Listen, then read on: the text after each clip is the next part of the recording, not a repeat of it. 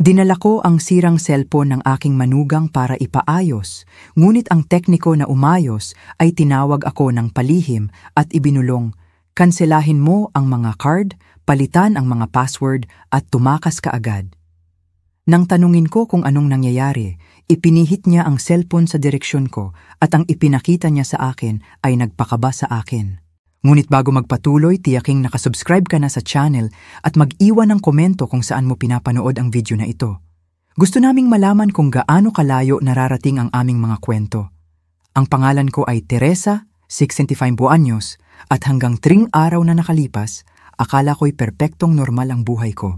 Nakatira ako sa isang komportableng bahay sa Guadalajara kasama ang aking asawang si Ricardo, 67 anyos. Kagagaling lang namin sa pagre-retiro. Ako ay propesor ng kasaysayan at siya naman ay isang inhinyero.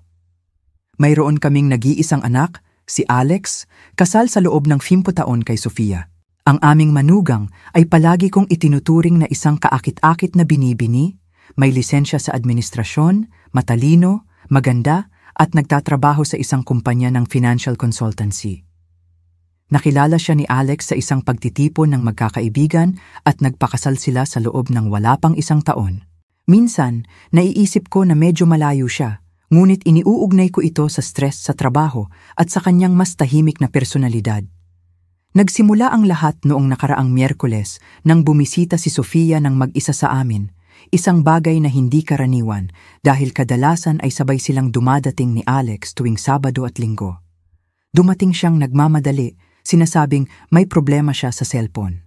Sirang-sira ang screen at tinanong niya kung may alam akong mapagkakatiwalaang lugar para ipaayos ito. Nasira ko nang hindi sinasadya ang cellphone at kailangan kong gumana ito ngayong araw para sa isang mahalagang pulong bukas. Si Alex ay naglalakbay at wala akong ideya kung saan dadalhin ito, paliwanag niya. Nagkataon lang, ipinagawa ko ang sarili kong cellphone noong nakaraang linggo sa isang maliit na tindahan sa sentro ng syudad. Ang may-ari na si Chito, na tinatawag naming Choi, ay anak ng isang dating kasamahan ko sa eskwelahan kung saan ako nagtuturo. Inalok kong dalhin ang kanyang aparato.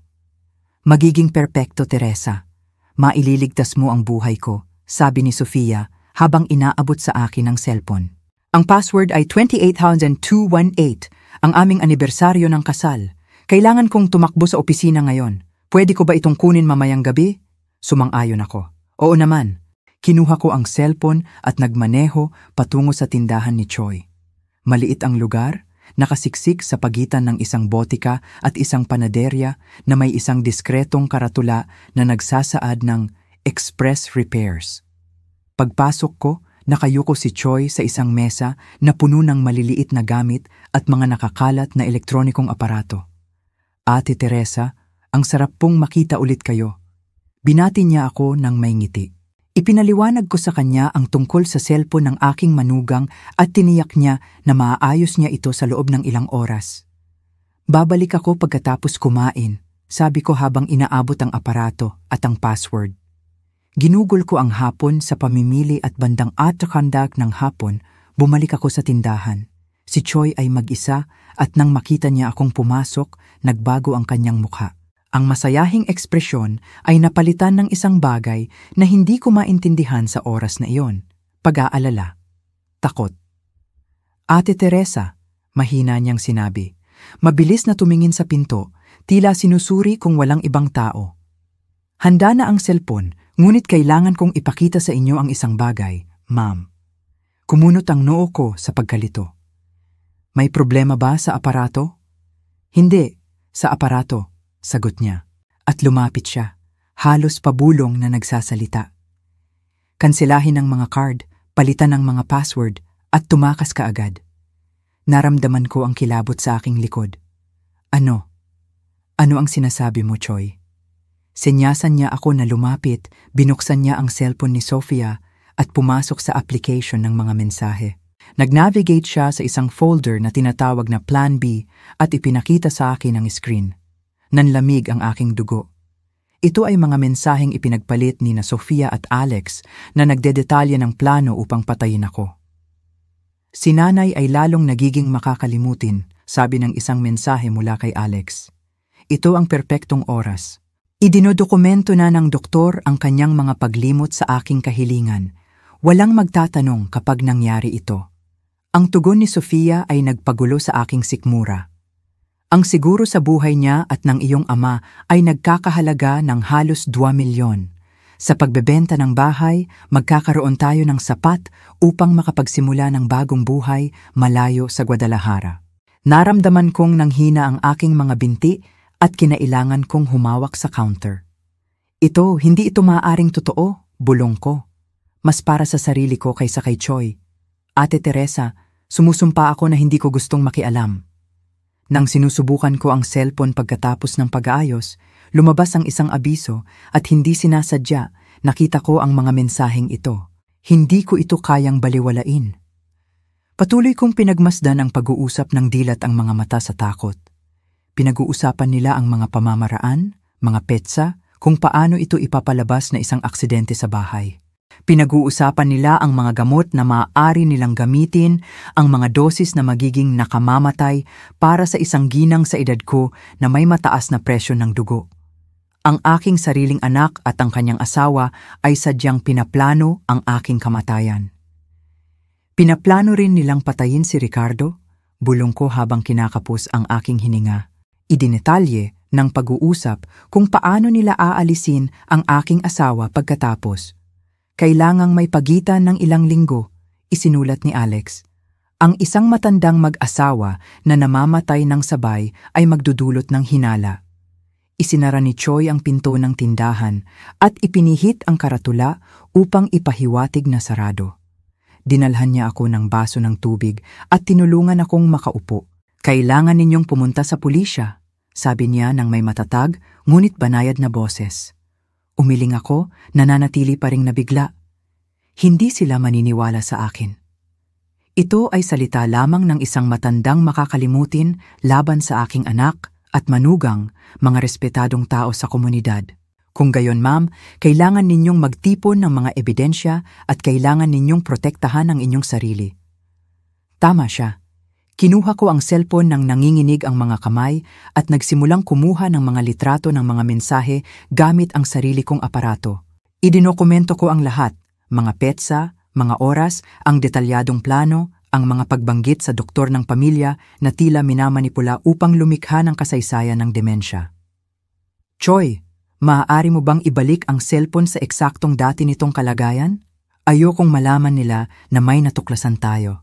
Sumang-ayon siya at nagtulungan kami ng isa pang oras. Nang matapos siya, tila buo ang cellphone ni Sofia, walang anumang palatandaan na natuklasan ang kanyang mga lihim na mensahe. Paglabas ko ng tindahan, pakiramdam ko ay nasa bangungot ako. Ang kulay abong kalangitan ng Guadalajara ay tila mas madilim. Paano ako babalik sa bahay? Paano ko titingnan si Ricardo na alam kong planong patayin kami ng aming nag-iisang anak? Mas masahol pa, paano ko haharapin si Sofia kapag dumating siya upang kunin ang cellphone? Habang nagmamaneho pabalik sa bahay, pinlano ko ang bawat hakbang. Una, kailangan kong alertuhin si Ricardo nang hindi siya masyadong tinatakot. Pagkatapos, kailangan nating kumilos ng mabilis, ngunit matalino. Kung naghinala sina Alex at Sofia na may alam kami, maaaring bilisan nila ang kanilang mga plano o lumikha ng isang bagong estratehiya. Ang bigat ng pagtataksil ay halos hindi ko kayang pasanin. Ang aking anak na dinala ko sa aking sinapupunan, na pinasuso ko, na tinulungan ko sa takdang aralin, na inalo ko nang matapos ang kanyang unang relasyon. Pinaplano niya ang aking kamatayan dahil sa pera. Ipinark ko ang kotse sa harap ng aming bahay at huminga ako ng malalim ng ilang beses. Kailangan kong manatiling kalmado. Ang laro ng buhay o kamatayan ay nagsimula na at kailangan kong maging mas matalino kaysa sa dalawang kabataang nag-iisip na ang isang matandang makakalimutin ay magiging madaling biktima. Kakaunti ang nakakaalam na ang ginang na ito ay hinarap ang diktadurang militar noong siya ay estudyante na nagpalaki ng isang anak ng mag-isa habang ang kanyang asawa ay naglalakbay para sa trabaho na nakaligtas sa kanser sa susing mataon na ang nakalipas. Kung iniisip nila na babagsak ako ng walang laban, lubos silang nagkakamali. Bumaba ako ng kotse, hawak ang cellphone ni Sofia na tila isang bomba na malapit ng sumabog. Pumasok ako sa bahay kung saan hindi na muling magiging pareho ang aking buhay. Nasa sala si Ricardo, nanonood ng balita tulad ng ginagawa niya tuwing hapon. Ang kanyang pamilyar na mukha na may kulay abong buhok at salamin sa ilong ay nagbigay sa akin ng isang sandali ng normalidad sa gitna ng kaguluhan na bumalot sa aking buhay. "Naayos mo ba ang cellphone ni Sofia?" Tanong niya ng walang ganang, hindi inaalis ang tingin sa telebisyon. Lumunok ako. "Oo, ayos na. Kailangan kong sabihin sa kanya, ngunit hindi ko alam kung paano magsisimula." "Paano mo sasabihin sa asawa mo sa loob ng 40 taon na gusto kayong patayin ng inyong nag-iisang anak?" "Ricardo," tawag ko sa kanya. Ang boses ko ay mas matatag kaysa sa inaasahan ko. "Kailangan kong ipakita sa iyo ang isang bagay, seryoso ito." Isang bagay sa tono ko ang tila nag-alerto sa kanya dahil agad niyang pinatay ang telebisyon at tinitigan ako ng may pagka-alerto. "Anong nangyari, Teresa?" Umupo ako sa tabi niya at ipinakita sa kanya ang mga litrato na kinuha ko sa mga mensahe. Pinanood ko ang kanyang mukha habang nagbabasa, ang paunang pagkalito na sinundan ng kawalan ng paniniwala, pagkatapos ay ang takot at, sa huli, isang napakalalim na sakit na akala ko'y guguho siya doon. "Hindi," bulong niya ng may garalgal na boses. "Dapat may pagkakamali, si Alex, kailanman." "Ayoko ring maniwala," sagot ko habang hawak ang kanyang nanginginig na mga kamay. "Ngunit sila yon, Ricardo. Numero ni Alex yon, ganyan siya magsulat. At si Sofia ay sumasagot mula sa kanyang cellphone na nasa akin." Ipinikit ni Ricardo ang kanyang mga mata, huminga ng malalim ng ilang beses. Nang muli niyang idilat ang mga ito, may nakita ako na bihira akong masaksihan. Ganap na determinasyon. "Anong gagawin natin?" tanong niya. Ipinaliwanag ko ang aking paunang plano. Idokumento ang lahat, suriin ang aming mga bank account, palitan ang mga password, kanselahin ang mga shared card, imbestigahan kung sinong doktor ang kasama dito. Kailangan naming kumilos na parang walang nagbago habang lihim na nagtitipon ng sapat na ebidensya upang harapin sila o, kung kinakailangan, dalhin ang lahat sa pulisya. "Darating si Sofia para kunin ang cellphone ngayong gabi," paalala ko. "Kailangan nating kumilos ng normal." "Paano?" nabasag ang boses ni Ricardo. Paano ko siya titingnan na alam kong pinaplano niya ang ating kamatayan tulad ng pagtuturo ko sa mga kabataan na magkunwari na interesado sa medieval history sa loob ng 30 taon? Sinubukan kong magbiro, ngunit mahina ang ngiti. "Isang hakbang sa isang pagkakataon, Ricardo. Nakasalalay dito ang ating buhay. Ginugol namin ang susunod na oras sa pagsusuri ng aming online bank accounts. May natuklasan kaming nakakabahala. May maliliit na halaga na regular na inililipat mula sa aming joint account patungo sa isang hindi kilalang account sa loob ng nakalipas na 3 buwan. Mga halagang sapat na mababa upang hindi maghinala, 200 piso dito, 300 piso doon, ngunit umabot sa halos 10,000 piso. May access si Alex sa aming mga account, bulong ni Ricardo. Binigyan namin siya ng autoridad noong nakaraang taon, naalala mo? Sakaling may mangyari sa amin. Ang ironiya ay mapait. Lubos kaming nagtiwala sa kanya kaya halos ibinigay namin sa kanya ang mga kasangkapan para sa aming sariling pagkawasak. Pinalitan namin ang lahat ng password, kinansela ang 2 credit card na hawak ni Alex bilang karagdagan, at tinawagan ang bangko upang hilingin na i-block ang anumang transaksyon na higit sa 1,000 piso nang walang personal na autorisasyon. "Paano naman ang doktor?" tanong ni Ricardo. "Si Dr. Paulo ay nag-aalaga sa amin sa loob ng mahigit 15 taon. Siya ay isang kaibigan. Minsan siyang nanananghalian sa aming bahay. Ang ideya na maaari siyang nagpeke ng medical records sa kahilingan ng aking anak ay halos kasing sakit ng pagtataksil ni Alex. Magpapaschedule ako ng konsultasyon bukas," desidido kong sabi. Gusto kong makita kung ano ang sasabihin niya tungkol sa aking memorya. Pagpatak ng 7 ng gabi, tumunog ang doorbell. Tinitigan kami ni Ricardo, kinabahan. Mahigpit niyang hinawakan ang aking kamay. Isang tahimik na pangako na susundin namin ang aming plano. Binuksan ko ang pinto, pinilit ang isang nangiti. Maganda si Sofia tulad ng dati. Ang kanyang kulay kastanyas na buhok ay perpektong ayos at eleganteng damit. Ang maayos na anyo na iyon ay tila ngayon isang perpektong maskara upang itago ang pagiging halimaw sa ilalim. Teresa, pasensya na sa pagdating ng gabi. Kumusta ang tekniko? Ayos lang, sagot ko habang inaabot sa kanya ang cellphone. Magaling ang ginawa ni Choi. Ang screen ay tila bago. Binuksan niya ang aparato, mabilis na sinuri at ngumiti. Perpekto. Magkano ang halaga? Hayaan mong bayaran ko. Huwag kang mag-alala, naayos ko na ang lahat, korte niya iyon. Hindi nga siya naningil dahil matagal na akong customer. Nag-alinlangan si Sofia sandali, isang bahagyang pagkunot ng noo na dati ay hindi ko mapapansin. Malamang ay nag-aalala siya na may nakita ang tekniko. Sigurado ka ba? Ayoko namang makabalisa. Anong kaibahan, anak? Gusto mong pumasok? Nanood si Ricardo ng TV. Magkakape sana kami. Ay, hindi ako makakadaan ngayon. May presentation ako bukas ng umaga at kailangan ko pang suriin ang ilang datos. Napansin ko kung paano niya iniiwasang tumingin ng diretso sa akin habang nagsasalita. Isang magaling na sinungaling, ngunit ngayon na alam ko kung ano ang hahanapin, naroon ang maliliit na palatandaan. Naiintindihan ko.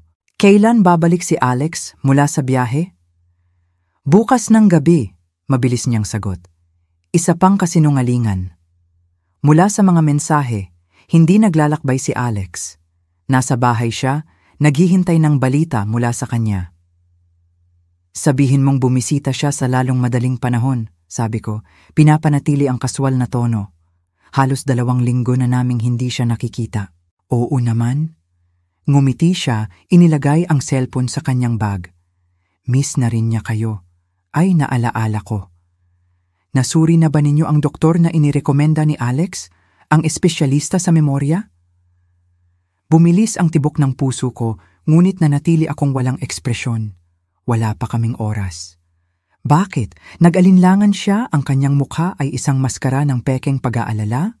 Sinabi ni Alex na kamakailan ay nakakalimutan mo ang ilang mahahalagang bagay, mga pangalan, mga appointment, sariling impresyon niya. Sumagot ako ng bahagyang tumatawa. Napakagaling ng aking memorya. Naaalala ko pa ang araw na ginamit mo ang parehong damit sa kaarawan ng pinsan kong si Elisa, 2 buwan na ang nakalipas. May nakita akong mabilis na dumaan sa kanyang mga mata. Pagkadismaya, pag-aalala, bago bumalik ang kanyang panlipunang ngiti. Aba, gayon pa man, hindi naman masama ang magpa-check up, hindi ba? Sa edad ninyo? Oo naman. Magpapaschedule ako ng konsultasyon sa lalong madaling panahon. Nagpaalam kami at sa sandaling isinara ko ang pinto, sumandal ako rito, pagod sa pagsisikap na magpanggap na normal.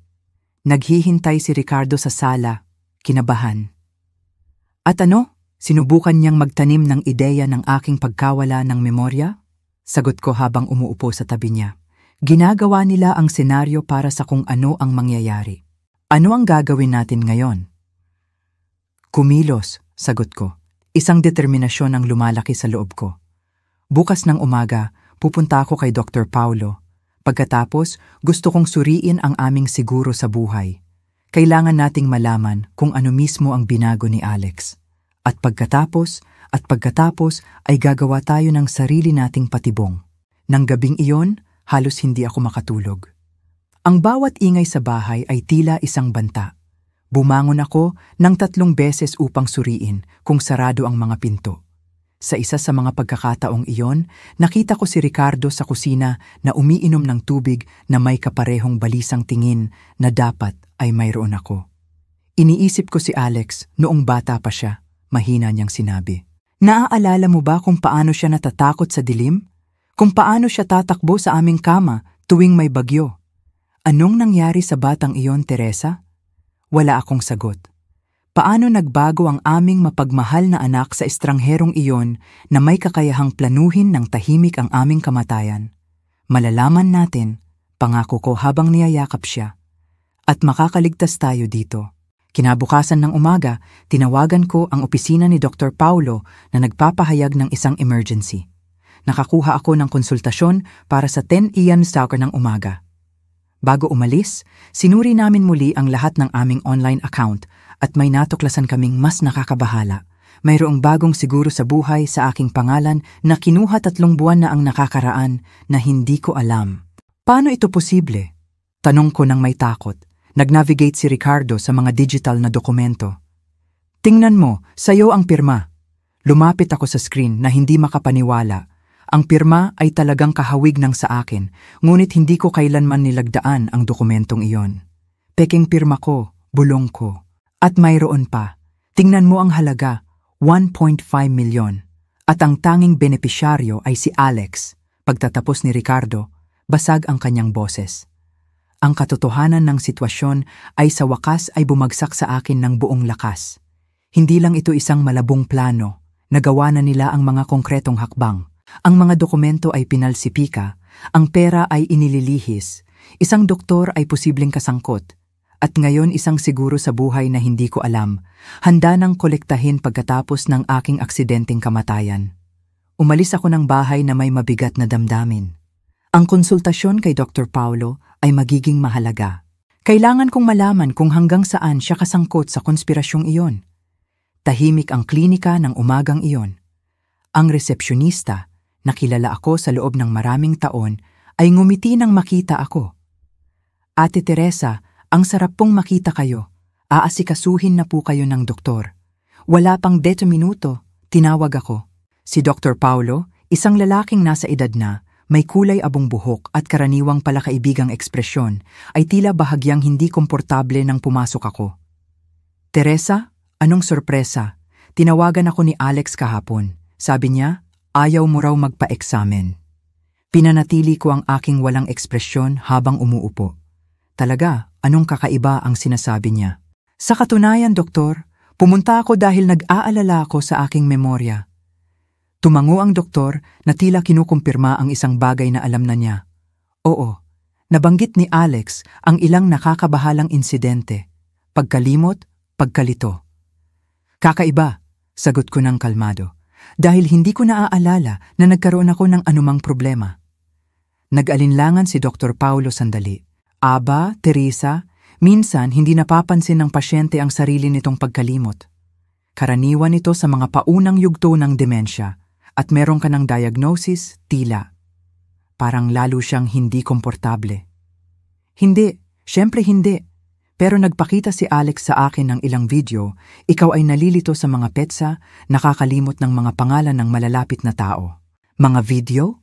Tanong ko ng totoo namang nagulat. Maaari ko ba itong makita? Hindi siya nagbigay sa akin ng mga kopya, pero pagputol ko kay Dr. Paulo, humarap ako.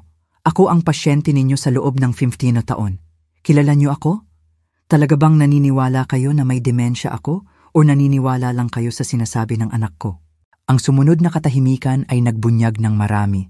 Sa huli, bumuntong hininga siya. Teresa, ako, ilang beses akong binisita ni Alex sa nakalipas na ilang buwan, labis na nag-aalala. Sabi niya ikaw at si Ricardo ay nawawalan ng kakayahang pangalagaan ang inyong sarili, na kailangan ninyo ng pangangasiwa. Hiniling niya sa akin na idokumento ang anumang senyales ng pagbaba ng kognitibo at sumang-ayon ka. Nagkaroon siya ng kahihiyan. Isinulat ko lang ang isinalaysay niya. Hindi ako nag-diagnose ng anuman ng walang pagsusuri.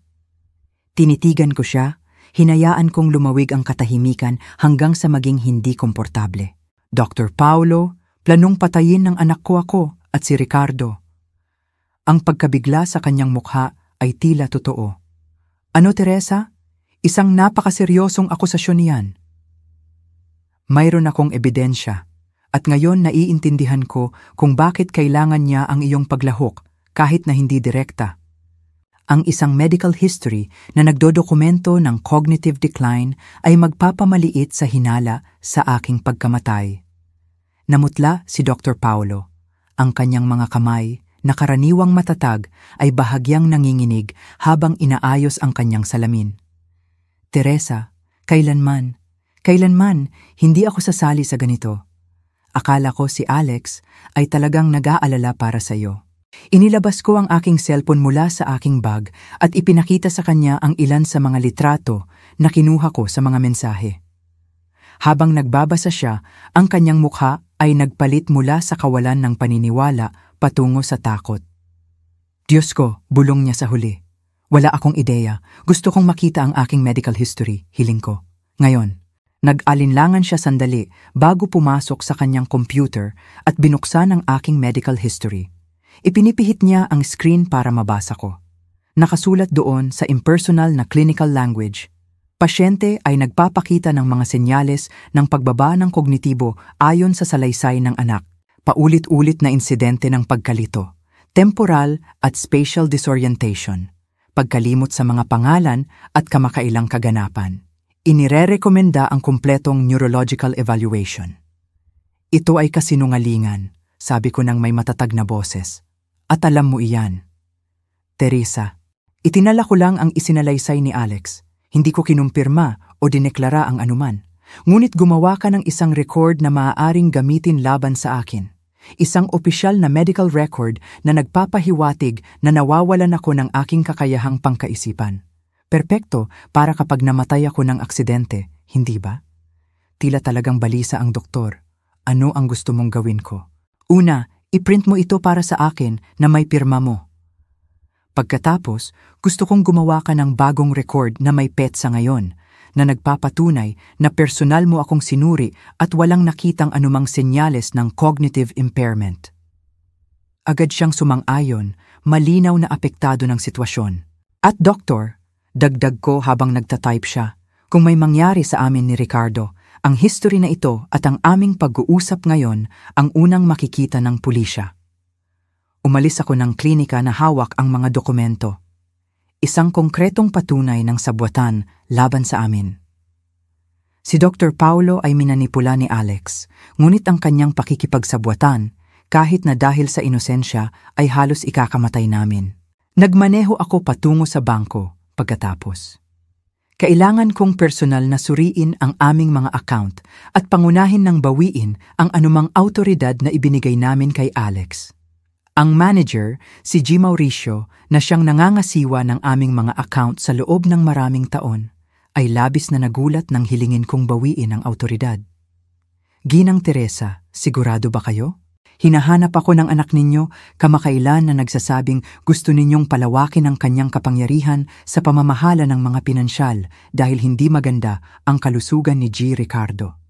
Isa pang kasinungalingan, perpektong malusog si Ricardo para sa kanyang edad na 67. Napakabuti ng aking asawa, G. Mauricio, at oo, lubos akong sigurado. Sa katunayan, gusto kong suriin ang lahat ng transaksyon sa aming mga account sa nakalipas na X na buwan. Ginugol namin ang susunod na oras sa pagsusuri ng mga statement. Bukod sa maliliit na paglilipat na nakita na namin online, may natuklasan kaming mas nakakabahala.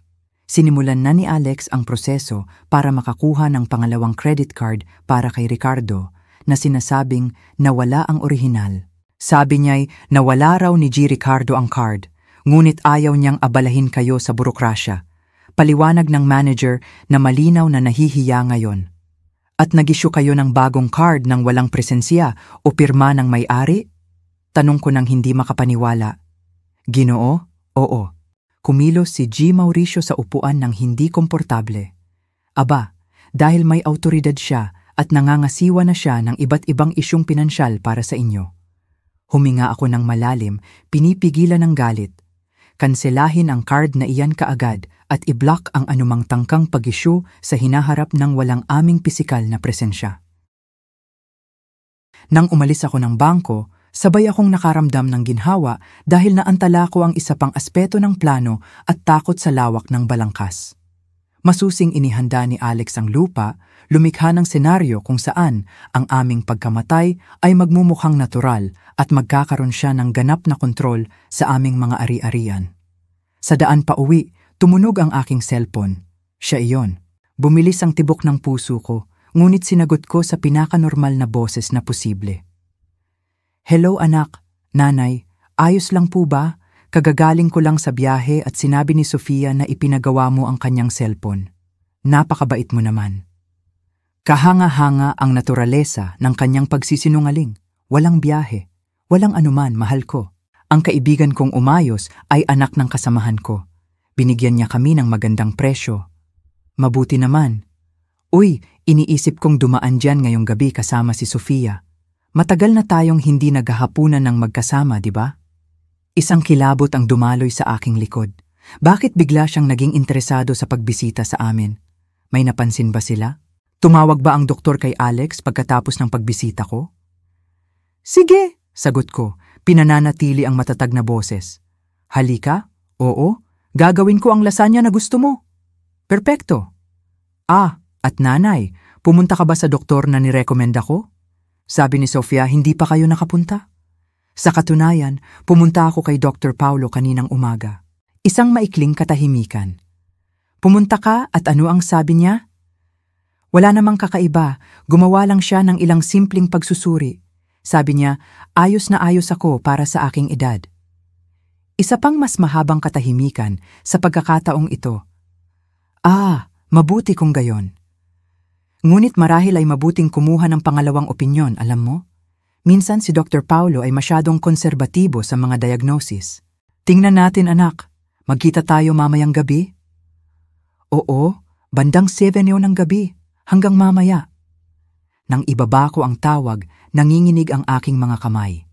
Ang tila inosenteng pag-uusap ay puno ng mga nakatagong banta.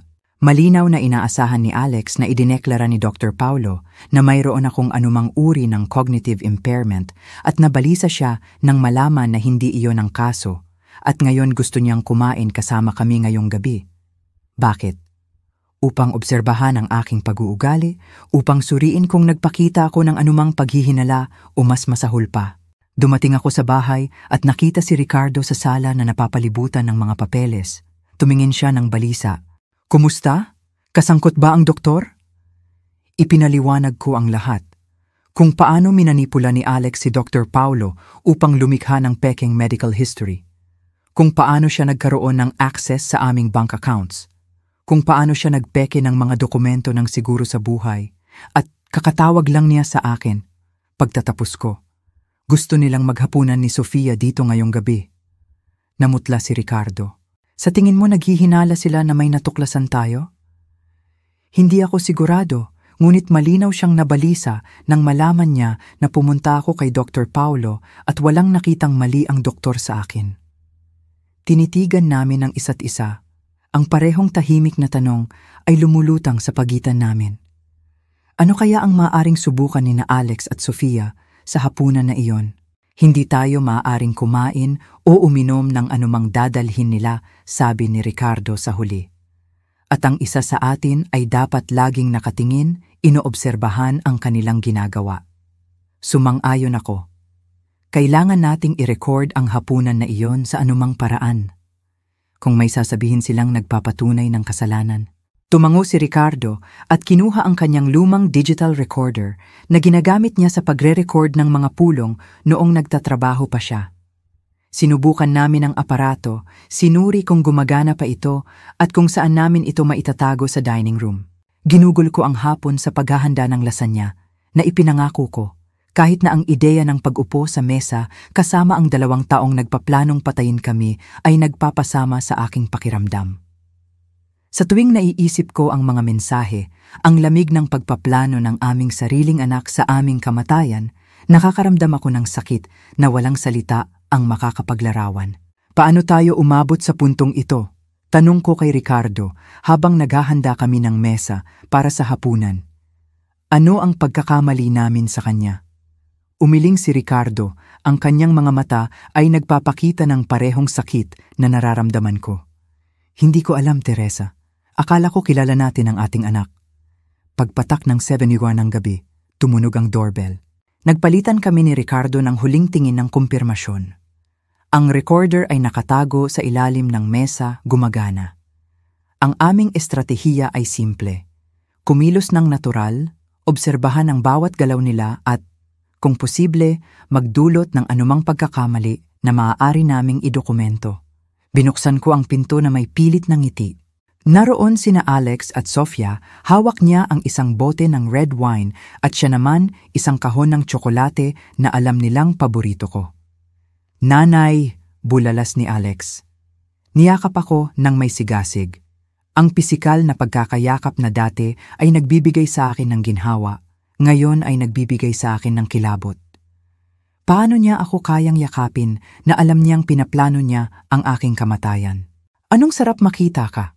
Patuloy niya habang inaabot sa akin ang bote. "Nagdala kami ng isang espesyal na alak para ngayon." "Ah, salamat, mahal ko," sagot ko habang lihim na sinusuri ang label. Ito ay isang mamahaling vintage, isang bagay na dati ay magpapahanga sa akin. Ngayon, nagtatanong lang ako kung ito ay adulterado. Sinalubong sila ni Ricardo sa sala, ang kanyang ngiti ay pilit tulad ng sa akin. Inalok niya sila ng tubig, kape o juice, anumang bagay maliban sa alak na dinala nila. "Hindi pa, nanay," sabi ni Alex habang komportableng umuupo sa sopa. "Ipagtabi natin ang alak para sa hapunan." Nag-usap kami tungkol sa mga simpleng bagay sa loob ng halos kalahating oras. Ang kanilang trabaho, ang panahon, mga lokal na balita, ang surreal na normalidad ng sitwasyon ay nagpapasuka sa akin. Napansin ko kung paano paminsan-minsan nagpapalitan ng tingin sina Alex at Sofia, kung paano siya nakatuon sa bawat galaw ko, kung paano siya nagtatanong ng tila inosenteng mga tanong tungkol sa aking rutina, aking mga gamot, aking mga kamakailang paghihirap. "Kung gayon, nanay," sabi niya sa wakas habang humarap, "paano eksaktong nangyari ang konsultasyon kay Dr. Paulo ngayon? Nagkaroon ba ng eksaminasyon? Humingi ba ng tiyak na pagsusuri?" Pinanatili ko ang aking walang ekspresyon. Normal lang ang konsultasyon, walang nakitang nakakabahala. "Kakaiba," bulong ni Alex na nakakunot ang noo. Sinabi niya sa akin na may hinihinala siyang mas seryoso. Marahil ay paunang Alzheimer. "Talaga?" Tanong ko habang itinaas ang kilay ko nang may pekeng sorpresa. "Kailan mo iyan sinabi sa akin?" Napansin ni Alex ang pagkakamali. Noong nakaraang linggo nang tawagan ko siya para pag-usapan ang mga insidenteng napansin ko." "Ano kaya iyon, anak? Hindi ko naaalala na nagkaroon ako ng anumang problema." Isang mayabang na ngiti ang lumitaw sa kanyang mukha. "Kita mo? Eksakto iyan ang inaalala namin. Hindi mo ba naaalala? Noong nakaraang linggo, nakalimutan mo ang pangalan ni Aling Irasema, ang kapitbahay natin sa loob ng 20 taon. Pagkatapos ay iniwan mo ang kalan na nakabukas ng ilang oras. Wala sa mga iyon ang nangyari. Mga kasinungalingan iyon na ginawa upang itatag ang naratibo ng aking di umano'y demensya." "Kakaiba," sagot ko ng kalmado. "Kinausap ko si Aling Irasema kahapon lang, tinawag siya sa kanyang pangalan at hindi ko ginamit ang kalan sa loob ng ilang araw. Mas gusto ko ang microwave kamakailan." Nag-alinlangan ang ngiti ni Alex sandali. "Kumain na tayo," singit ni Ricardo habang bumabangon.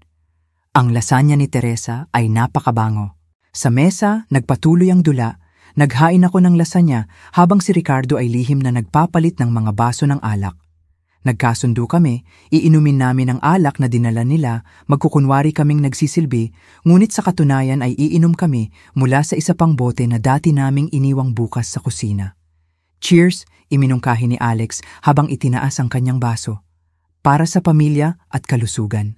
Itinaas namin ang aming mga baso at nagkunwari kaming umiinom.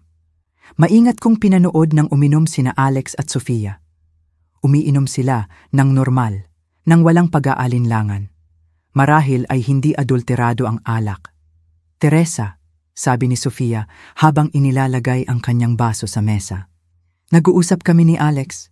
Nag-aalala kami na nakatira kayong mag-isa sa napakalaking bahay na ito.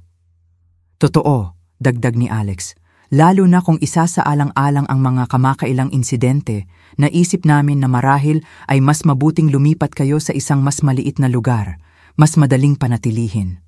O marahil ay maaari kaming lumipat dito kasama kayo sandali." Naramdaman kong kinabahan si Ricardo sa tabi ko. Iyon. Gusto nilang lumipat sa aming bahay, mas malapit upang maisakatuparan ng plano. "Napakabait ninyo," sagot ko, pinananatili ang matatag na boses. Ngunit ayos na ayos kami, hindi ba Ricardo? Oo naman, sumang-ayon siya. Sa katunayan, iniisip pa nga namin na magbiyahe sa lalong madaling panahon, marahil isang season sa baybayin, sa Cancun. Nakita kong nagpalitan ng mabilis na tingin sina Alex at Sofia. Biyahe, ngayon, tanong ni Alex. Hindi sa tingin ko magandang ideya iyon, Papa, at ang mga doktor ni Nanay at ang iyong regular na pagsusuri. Lahat ay mahusay, sagot ko para kay Ricardo. Maaari tayong magbiyahe ng payapa. Ngumiti si Sofia, ngunit nanatiling malamig ang kanyang mga mata. Kailangan ninyo ba ng tulong sa pagpaplano ng biyahe na yon? Maaari akong maghanap ng mga hotel, mga pakete? Hindi na kailangan, putol ko. Naasikaso na namin ang lahat. Lumipas ang hapunan na may nakatagong tensyon. Sa bawat tila inosenteng tanong, nakikilala ko ang tunay na intensyon sa likod. Sinusuri nila ang aming estado ng pag-iisip, sinusubukang magtatag ng kontrol, naghahanap ng mga paraan upang makalapit sa amin ng pisikal. Nang maghain ako ng dessert, isang leche flan na maingat kong ginawa sa harap ni Ricardo, ibinalik ni Alex ang usapin. Nakausap ko ang isang abogado, sabi niya ng kaswal. Tungkol sa mas malawak na awtoridad, alam ninyo kung paano para sa mga emergency? Anong uri ng emergency? Tanong ni Ricardo nang may kontroladong boses. Aba, kung isa sa inyo ay kailangang maospital o kung, alam mo na, lumala ang mga bagay sa memorya ni Nanay. Iminungkahi ng abogado ang isang buong awtoridad na magbibigay sa akin ng kapangyarihan na gumawa ng medikal at pinansyal na desisyon para sa inyo. Tiningnan ko ang aking anak, sinuri ang kanyang mukha, ang parehong mukha na hinagkan ko noong sanggol siya, na inalo ko noong bata pa siya, na ipinagmamalaki kong kinuhanan ng litrato sa kanyang pagtatapos. Paano siya nagbago sa maskara ng isang estrangherong mapagkalkula? Hindi na kailangan anak, sabi ko sa huli. Na-update na namin ang lahat ng aming dokumento kamakailan. Nagsagawa pa nga kami ng ilang pagbabago sa aming testamento at sa mga benepisyaryo ng mga siguro. Ang ekspresyon ni Alex ay nanlamig sandali. Mga pagbabago? Anong uri ng pagbabago? Wala namang kakaiba, tiyakin lang na maayos ang lahat kung may mangyari sa amin. Inilagay ni Sofia ang kanyang kamay sa braso ni Alex na tila pinipigilan siya. Palaging magandang suriin ang mga dokumentong iyon, sabi niya ng mahina. Kinonsulta ninyo ba ang isang abogado? Si Dr. Mauricio, ang inirekomenda mo, nagsinungaling si Ricardo ng may kahanga-hangang naturalesa. Napakakatulong niya. Walang Dr. Mauricio, ngunit naabot ng kasinungalingan ang layunin nito. Sandali silang tila na balisa. Pagpatak ng 10 ng gabi, tiningnan ni Alex ang orasan at ipinahayag na kailangan na nilang umalis. Maaga pa ang trabaho bukas, pagdadahilan niya. Ngunit alam ko ang totoong dahilan. Kailangan nilang muling kalkulahin ang kanilang mga plano. Pagkatapos ng maraming peking yakap at walang lamang pangako na bibisitahin kami ng mas madalas, sa wakas ay umalis sila. Sa sandaling isinara ang pinto, kami ni Ricardo ay bumagsak sa sopa, pisikal na pagod sa pagsisikap na panatilihin ang mga itsura. Naguhinala sila, bulong ni Ricardo. Napansin nila na may nagbago. Sumang-ayon ako, bumangon upang kunin ang recorder. Inulit namin ang pag-record, pinakinggan muli ang buong pag-uusap. Malinaw ang mga implikasyon. Sina Alex at Sofia ay desidido pa ring ituloy ang plano, ngunit ang aming kamakailang mga galaw, ang medikal na konsultasyon, ang mga pagbabago sa bangko, ang pagbanggit sa testamento ay nagpataas ng kanilang pag-iingat. May susubukan silang gawin sa lalong madaling panahon, sabi ni Ricardo. Hindi na sila makakapaghintay ng matagal ngayon na nagsimula na tayong gumawa ng mga hakbang sa proteksyon. Kailangan natin ng mas maraming konkretong ebidensya, sabi ko. Nakakatulong ang recording, ngunit hindi pa rin sapat para sa pulisya.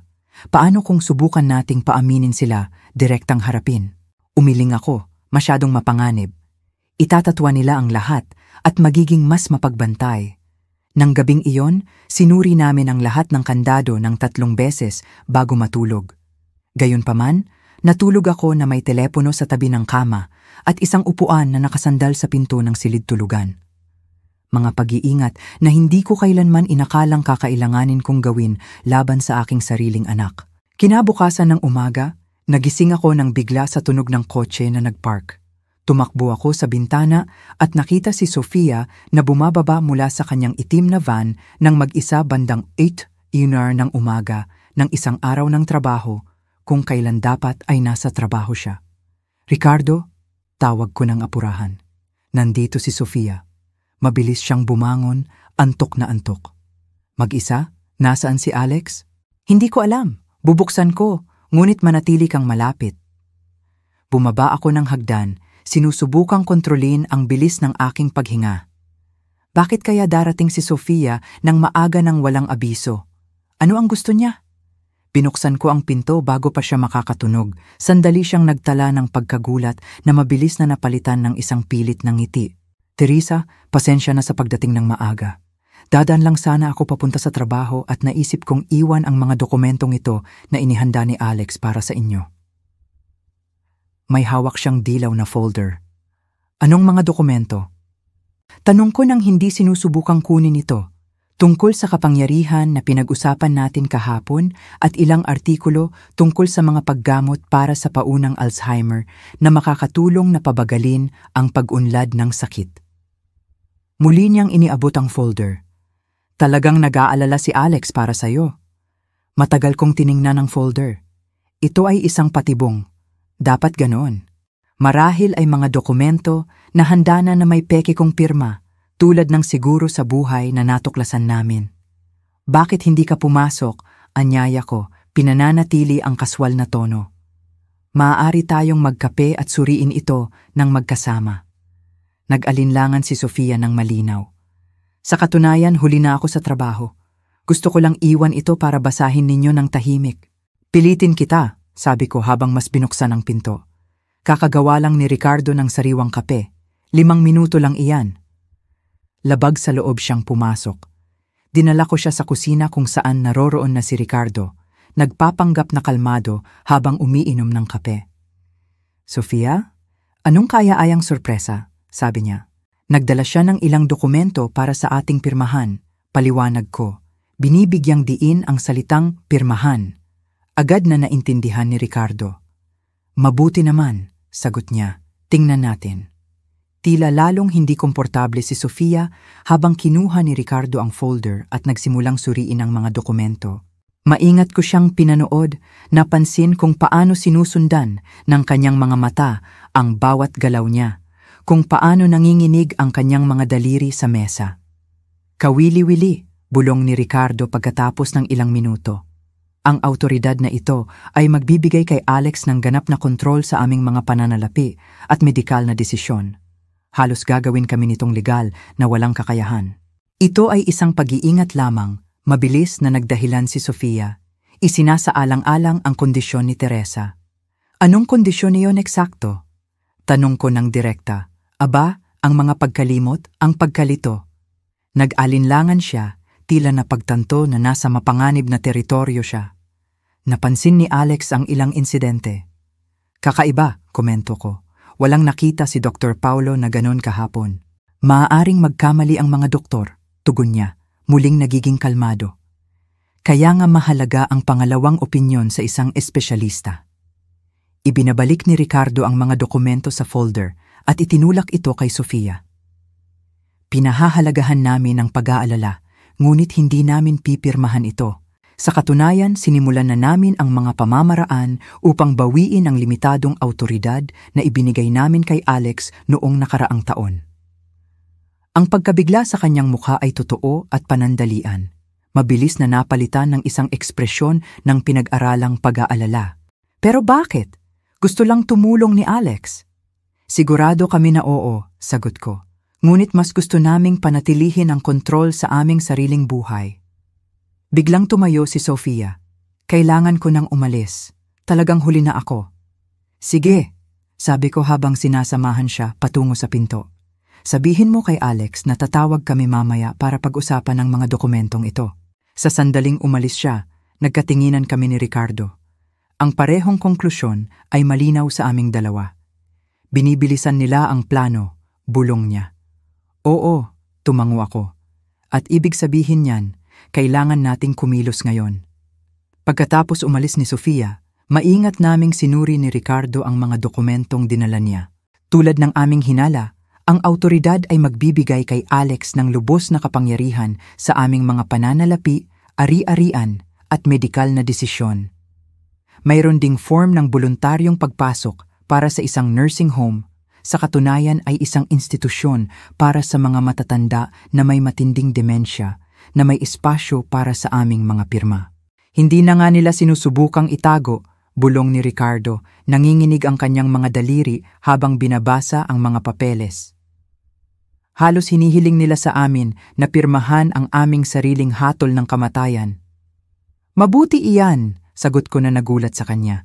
Kung mas malinaw sila, mas marami tayong ebidensya. Ginugol ko ang umaga sa pagkuha ng litrato ng bawat dokumento, lumikha ng mga digital na kopya na ipinadala ko sa email ni Estela, ang matagal kong kaibigan at ang tanging tao sa labas ng aming bahay na lubos kong pinagkakatiwalaan. Maigsing ipinaliwanag ko sa kanya ang sitwasyon at hiniling kong ingatan niya ang mga file nang hindi nakikipag-usap sa sino man tungkol dito. Ano ang gagawin natin ngayon? Tanong ni Ricardo nang matapos ako. Kailangan natin ng plano. Malinaw na sumusulong sila. Ang sorpresang pagbisita ni Sofia, ang mga dokumentong ito, hindi na tayo makapaghintay. Nagpasya kami na oras na upang humingi ng propesyonal na tulong. Hindi ang pulisya, wala pa kaming sapat na tiyak na ebidensya, kundi isang abogado na makakapagbigay sa amin ng gabay kung paano legal na protektahan ang aming mga ari-arian at, higit sa lahat, ang aming mga buhay. Pumili kami ng isang abogada na hindi namin kilala dati at walang anumang koneksyon kay Alex, si Dr. Lucia Mendez, isang espesyalista sa batas ng pamilya at kriminal. Nakakuha kami ng konsultasyon para sa hapong iyon. Sa eleganteng tanggapan sa sentro ng syudad, ipinaliwanag namin ang buong sitwasyon kay Dr. Lucia, ang mga natuklasang mensahe, ang mga bank account, ang mapanlinlang na siguro sa buhay, ang mga minanipulang medical history, ang mga dokumentong dinala ni Sofia kaninang umaga. Maingat kaming pinakinggan ng abogada, paminsan-minsan ay kumukuha ng mga tala at humihingi ng mga tiyak na detalye. Nang matapos kami, huminga siya ng malalim bago magsalita. Mga Ginoo, nasa harap tayo ng isang napakaseryosong sitwasyon.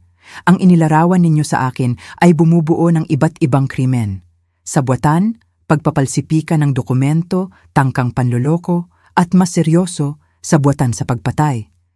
May sapat ba tayong ebidensya para sa pulisya? Tanong ni Ricardo. Ang mga mensahe ang pinakakongkretong ebidensya, ngunit dahil nakuha ninyo ang mga ito sa pag-access sa cellphone ni Sofia nang walang pahintulot niya, may panganib na ituring silang ilegal na ebidensya. Gayunpaman, kung isasaalang-alang ang bigat ng sitwasyon at ang nalalapit na panganib sa inyo, sa tingin ko ay makakagawa tayo ng matibay na kaso. Ano ang dapat naming gawin muna? Tanong ko.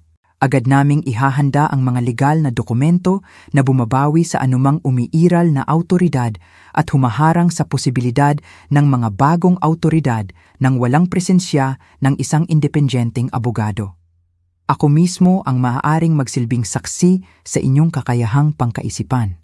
Pagkatapos ay maghahain kami ng detalyadong reklamo na naglalahad ng lahat ng ebidensya na mayroon tayo sa ngayon.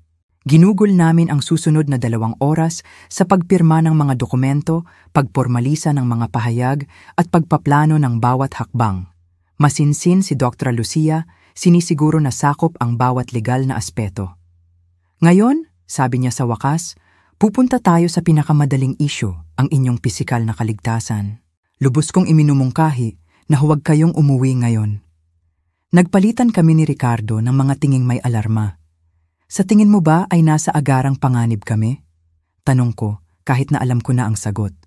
Batay sa sinabi ninyo sa akin, oo, napansin nila na gumagawa kayo ng mga hakbang sa proteksyon.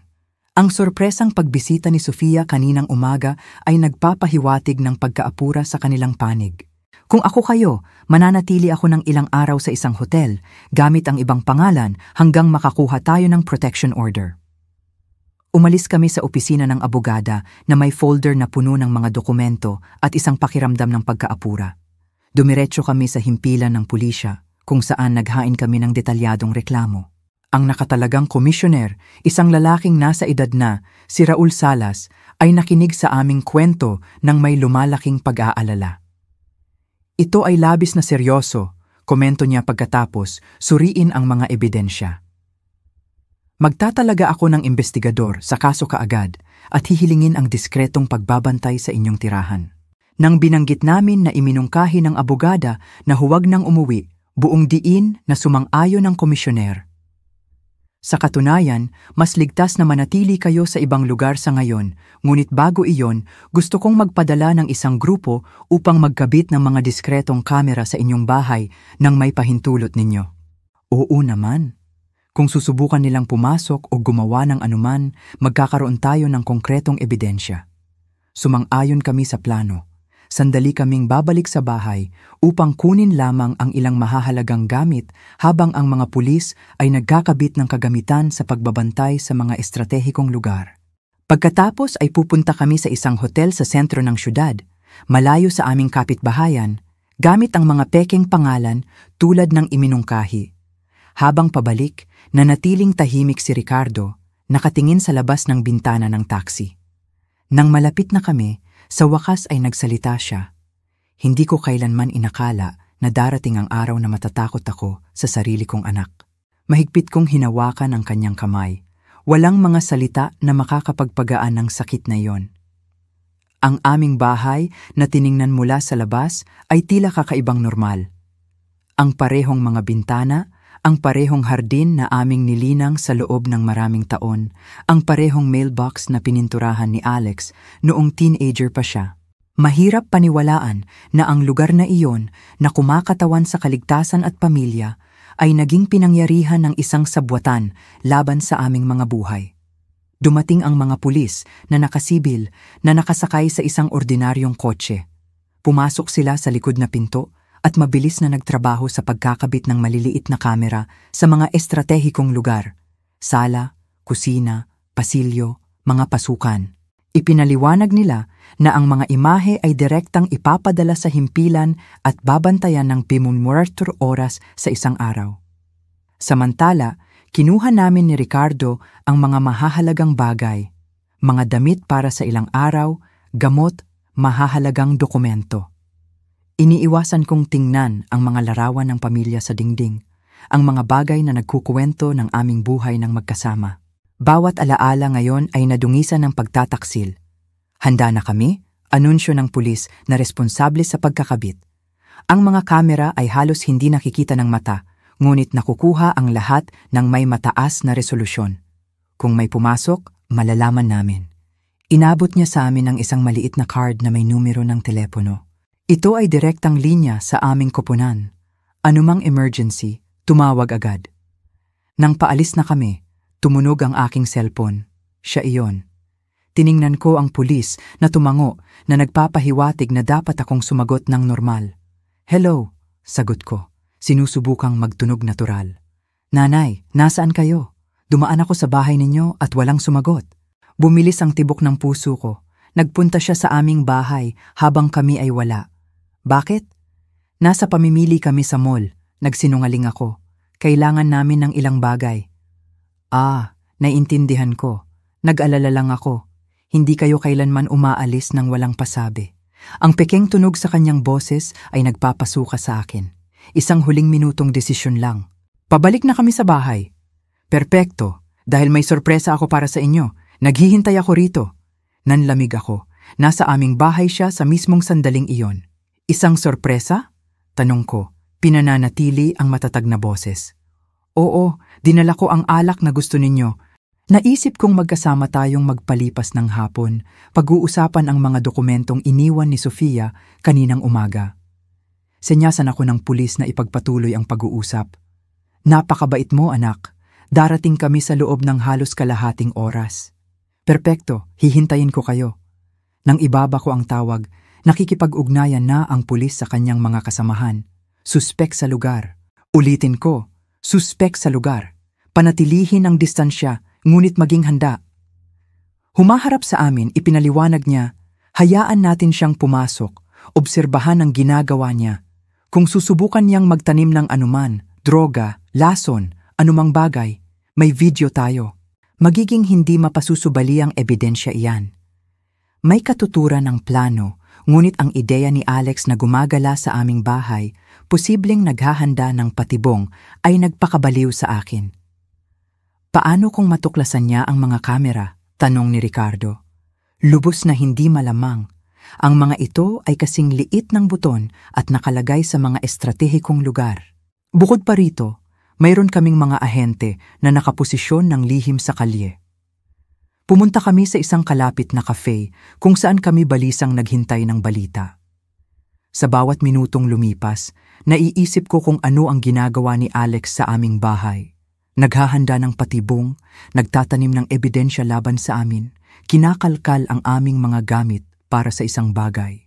Pagkatapos ng 40 minuto na tila walang katapusan, nakatanggap ng tawag ang pulis. Maingat siyang nakinig, tumatango ng kumpirmasyon.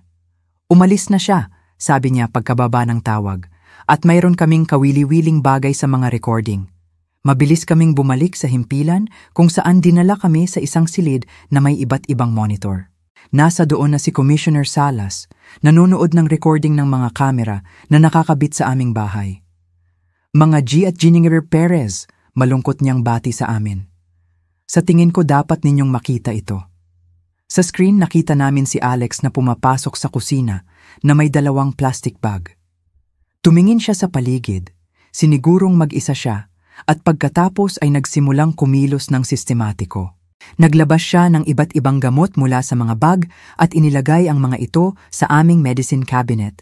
Hinahalo ang mga ito sa aming gamot. Pagkatapos ay binuksan niya ang isang bote ng alak, marahil ang sorpresang binanggit niya at nagdagdag ng isang uri ng puting pulbos, maingat na hinahalo bago ibalik ang tapon. Sa huli, naglabas siya mula sa kanyang bulsa ng isang maliit na elektronikong aparato na hindi namin nakilala at idiniskreto itong ikinabit sa ilalim ng mesa ng kusina. Marahil isang mikropono o kamera. Diyos ko, bulong ko na nakatakip ang mga kamay sa aking bibig. Ang makita ang sarili kong anak sa video na sadyang inihahanda ang tila aming kamatayan ay isang di mailarawang sakit. Ngayon, meron na tayong sapat na ebidensya, sabi ng komisyoner. Maglalabas ako ng mga warrant of arrest kina Alex Perez at Sofia Perez kaagad, posibleng sa matataas na dosis. Ang substance na idinagdag niya sa alak ay susuriin din, ngunit ipusta ko na ito ay isang uri ng potent sedative. Inilagay ng komisyoner ang kanyang kamay sa aking balikat.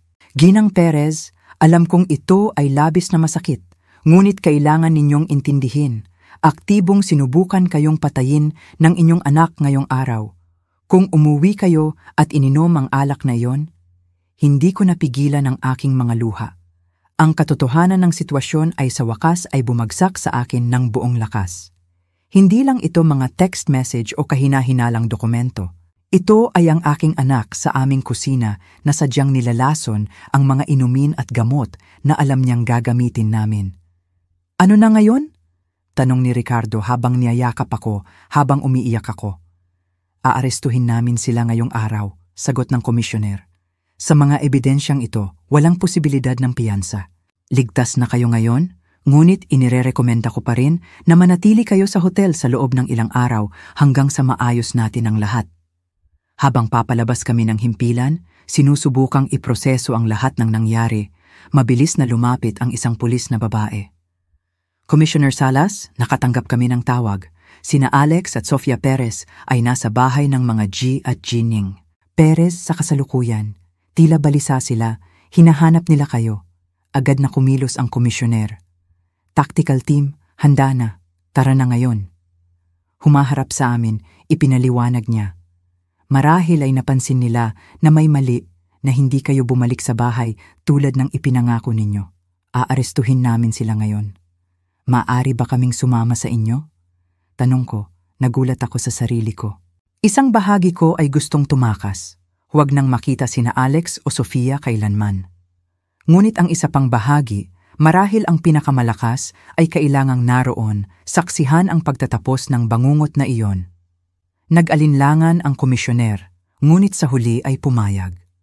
Maaari kayong manatili sa police car sa isang ligtas na distansya, ngunit hindi kayo makikialam sa anumang paraan. Sa daan papunta sa aming bahay, na may puso na mabilis na tumitibok, tinanong ko ang aking sarili kung paano ako umabot sa puntong iyon. Paano nagbago ang aking anak, nayakap ko noong sanggol siya, sa estrangherong iyon na may kakayahang planuhin ng tahimik ang aking kamatayan. Nang dumating kami, maraming police car na ang nakaposisyon ng lihim sa paligid ng aming bahay. Mula sa radyo, narinig namin na sina Alex at Sofia ay nasa loob pa rin. Tila nagtatalo kung ano ang gagawin. Tunog ang aking cellphone sa nakalipas na ilang minuto. Laging si Alex. Binaliwala ko ang bawat tawag, sinusunod ang mga tagubilin ng pulisya. Personal na inoordinahan ni Commissioner Salas ang operasyon, mahina ang boses na nakikipag-usap sa radyo sa iba't ibang ahente na nakaposisyon. Mga koponan sa posisyon, anunsyo niya sa huli. Papasok tayo sa loob ng 1 minuto. Noon namin nakita ang paggalaw. Bumukas ang pangunahing pinto at mabilis na lumabas si Alex na sinundan ni Sofia. Pareho silang may dalang backpack at tila balisa, nerbiyos na nakatingin sa paligid habang patungo sa kotse na nakaparada sa gilid ng kalsada. Sinisikap nilang tumakas, bulong ni Ricardo. Sa isang iglap, lumabas ang ilang pulis mula sa kanilang pinagtataguan, pinalibutan ang mag-asawa na may mga baril na hawak. Pulis, tigil, ilagay ang mga kamay kung saan namin makikita. Nakita ko ang pagkabigla sa mukha ni Alex, ang takot sa mga mata ni Sofia. Sa isang sandali, tila pinag-isipan ni Alex na tumakbo, ngunit mabilis niyang napagtanto na siya ay napapalibutan. Dahan-dahan, pareho silang nagtaas ng mga kamay. Sa loob ng ilang segundo, sila ay pinigilan, kinapusan, at inilagay sa magkahiwalay na sasakyan. Lahat ay napakabilis at organisado na tila hindi totoo, parang isang eksena sa pelikula. Lumapit si Commissioner Salas sa aming kotse. Tapos na, pareho silang nasa kustodiya. Inakusahan ng tangkang pagpatay, sabwatan at iba't ibang krimen. Nakita namin ang adulteradong alak at ang mga gamot na inilagay niya. Susuriin namin ang lahat. Tumingin ako sa labas ng bintana ng police car at nakita ang aking anak na dinadala, nakaposa, sa likod ng isang patrol car. Nag-cruise ang aming mga tingin sa isang maikling sandali. Wala akong nakitang pagsisisi sa kanyang mga mata, galit lang at marahil pagkabigla dahil nahuli siya. Sa sandaling iyon, isang kakaibang pakiramdam ang bumalot sa akin. Hindi ito kaginhawaan, hindi ito nasisiyahang paghihiganti. Ito ay isang malalim na kawalan lamang na tila may isang mahalagang bagay na inalis sa akin. Bumalik kami sa himpilan kung saan nagbigay kami ng mas formal na pahayag. Nakahanap ang mga pulis sa backpack ni na Alex at Sofia ng iba't ibang incriminating na bagay. Ang orihinal na gamot mula sa mga lalagyan na inilagay niya sa aming bahay, mas maraming dosis ng pulbos na inilagay niya sa alak, mga tiket sa eroplano patungo sa ibang bansa na may petsa para sa kinabukasan, at isang malaking halaga ng pera. Ang nilason na alak, hintayin na inumin ninyo ito at tumakas bago matagpuan ang mga bangkay. Mahigpit na hinawakan ni Ricardo ang aking kamay habang nakikinig kami. Bawat bagong detalye ay parang kutsilyo na tumutusok sa aking puso. Maaari ninyo silang makita kung gusto ninyo, inalok ng komisyoner pagkatapos ng pagtatapos ng mga papeles. Nasa magkahiwalay na selda sila, naghihintay ng paglilipat. Umiling si Ricardo. Hindi pa siya handa at iginalang ko yon. Ngunit may isang bagay sa loob ko ang kailangang tingnan ang mga mata ng aking anak sa huling pagkakataon. Gusto kong makita si Alex, sabi ko na nagulat sa lahat pati na sa aking sarili. Dinala ako ng komisyoner sa isang mahaba at malamig na pasilyo patungo sa isang maliit na silid na may mesa at 2 upuan. Dadalhin namin siya rito. Babantayan namin sa salamin at kung makaramdam kayo ng anumang pagkabahala, kailangan lang ninyong itaas ang kamay at agad naming ititigil. Tumango ako, umupo ng tuwid ang likod at magkadaop ang mga kamay sa mesa upang itago ang panginginig nito. Pagkaraan ng ilang minuto, bumukas ang pinto at pumasok si Alex, Nakaposa at nakasuot ng orange na uniforme ng bilanggo, sinamahan ng isang pulis. Ang kanyang mukha ay namumutla, ang mga mata ay namumula, ang buhok ay magulo. Tila siya tumanda ng 10 taon sa loob ng ilang oras. Pinaupo siya ng pulis sa harap ko at lumabas, nanatili sa labas lamang ng pinto. Sa loob ng halos 1 minuto, nanatili kaming tahimik, nagtititigan lamang. Si Alex ang unang nagsalita. "Binihag ninyo ako," sabi niya ng mahina at mapait na boses. "Ang lahat ng ito ay isang malaking pagkakamali." "Huwag kang magsinungaling sa akin," sagot ko ng kalmado. "Hindi, ngayon tapos na." Iniwas ni Alex ang tingin, tense ang kanyang panga. "Ano ang gusto mong sabihin ko?" "Gusto kong malaman kung bakit. Bakit kami ng sarili mong ama? Ano ang ginawa namin para maranasan ito?" Humalakak si Alex ng walang kaligayahan. "Hindi ninyo maiintindihan. Subukan mong ipaliwanag. Mayroon akong lahat ng oras sa mundo ngayon." Tinitigan niya ako muli, isang bagay na malamig at mapagkalkula sa kanyang mga mata na hindi ko kailanman napansin noon. "Pera, nanay, palagi itong tungkol sa pera. Napakarami ninyo, ang bahay, ang mga pensyon, ang mga pamumuhunan, ang mga siguro. At ano ang ginagawa ninyo sa lahat ng iyon? Wala. Buhay ninyong walang kabuluhan, inililigtas ang bawat sentimo na tila mabubuhay kayo magpakailanman." Naramdaman ko ang bigat ng kanyang mga salita, ngunit pinanatili ko ang aking pagkabalanse. At iyan ang nagbibigay katwiran sa pagpatay sa amin. "Bakit maghihintay ng mga dekada para sa isang mana?" Sabi niya, "Kung maaari nating simulan ang ating tunay na buhay ngayon." "At sumang-ayon ka? Ganoon kadali?" Nagkibit balikat siya. Hindi kaagad, ngunit kinumbinsi niya ako na mas mabuti ito para sa lahat. "Matanda na kayo. Sa huli ay magsisimula kayong magkaroon ng problema sa kalusugan, maghihirap. Ito ay isang pabor." Sa katunayan, ang lamig ng kanyang pagsasalita ay nagpakaba sa aking dugo. Hindi ito ang anak na kilala ko o akala kong kilala ko. Isang pabor. Inulit ko ng dahan-dahan. Ang paglason sa sarili mong mga magulang ay isang pabor. "Hindi ito magiging masakit," sagot niya na tila iyon ang mahalaga. "Simpleng matutulog lang kayo at hindi na magigising ng walang paghihirap tulad ng alak na inihanda mo ngayon." Nanatiling tahimik si Alex sandali. "Paano ninyo nalaman? Yung mga mensahe ba sa cellphone ni Sofia, di ba? Yung tekniko na hangal?" "Oo, ang mga mensahe iyon, ngunit kahit wala iyon ay malalaman namin sa huli. Hindi ka kasing talino ng akala mo, anak." Umikot siya sa upuan, kumalansing ang mga posas. "At ngayon, magpapatotoo ka ba laban sa sarili mong anak? Ipapakulong mo ako? Gagawin mong parang aksidente? Walang maghihirap? Payapa silang mamamatay at sa wakas ay magkakaroon ako ng buhay na nararapat sa akin." "Ang buhay na nararapat sa iyo," inulit ko, hinayaan ang mga salita na lumutang sa hangin sa pagitan namin. Tinitigan ko siya, tiningnan talaga siya, sinusubukang tingnan sa likod ng galit, sa likod ng lamig, naghahanap ng anumang bakas ng bata na aming pinalaki. Wala akong nakita.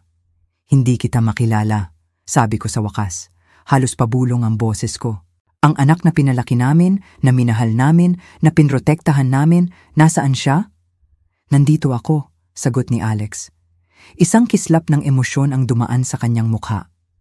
"Ako ito. Tumanda lang. Napagod lang akong maghintay ng aking pagkakataon." Dahan-dahan akong tumayo. "Magkakaroon ka ng magaling na abogado. Magbabayad kami para doon. Iyan ang huling gawa bilang mga magulang mo. Ngunit huwag kang umasa ng anuman pa mula sa amin, Alex. Ang ginawa mo ay hindi na maibabalik." "Nanay," tawag niya nang nasa pinto na ako. "Hindi mo naiintindihan. Gusto ko lang ng pagkakataon na mabuhay ng totoo." Muli akong humarap. "Binigyan ka namin ng lahat ng pagkakataon, anak. Edukasyon, pagmamahal, suporta.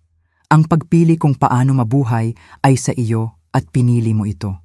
Umalis ako ng silid na pakiramdam ko, bawat hakbang ay nangangailangan ng napakalaking pagsisikap. Sa pasilyo, nakita ko si Ricardo na naghihintay, namumula ang mga mata, ang kanyang mukha ay bakas ng luha na hindi niya sinubukang itago. "Ano ang sinabi niya?" Tanong niya ng mahina. Ang totoo, sa huli ay sumagot ako. Ginawa niya ang lahat para sa pera. Ang aming kamatayan ay magiging paraan lamang para magkaroon siya ng buhay na nararapat sa kanya. Ipinikit ni Ricardo ang kanyang mga mata, isang malalim na sakit ang bumabalot sa kanyang mukha. Paano hindi namin napansin? Paano hindi namin nakita kung ano ang naging siya? Wala akong sagot. Ang parehong tanong ang bumabalisa sa akin. Paano ang mga magulang na naroon sa bawat mahalagang sandali, na nagdiwang ng bawat tagumpay, na nagturo ng mga halaga at prinsipyo, ay makakapagpalaki ng isang taong kayang planuhin ng tahimik ang pagpatay sa sarili nilang mga magulang? Alam kong binabalikan niya ang bawat sandali ng pagpapalaki kay Alex, hinahanap ang eksaktong punto kung saan nagkamali ang lahat. Sa hotel, isang simple ngunit komportabling lugar sa sentro ng syudad, humingi kami ng kwarto na may 2 magkahiwalay na kama. Wala sa amin ang bumanggit nito, ngunit pareho kaming alam na kailangan namin ng sarili naming espasyo ng gabing iyon. Ang sakit ay masyadong personal, masyadong malalim upang ibahagi, kahit na pagkatapos ng maraming taon ng magkasama.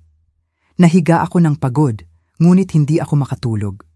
Ang mga imahe ng batang Alex ay nahahaluan ng pananaw sa kanya, naglalagay ng lason sa alak, lumilikha ng isang gising na bangungot na hindi ko matakasan.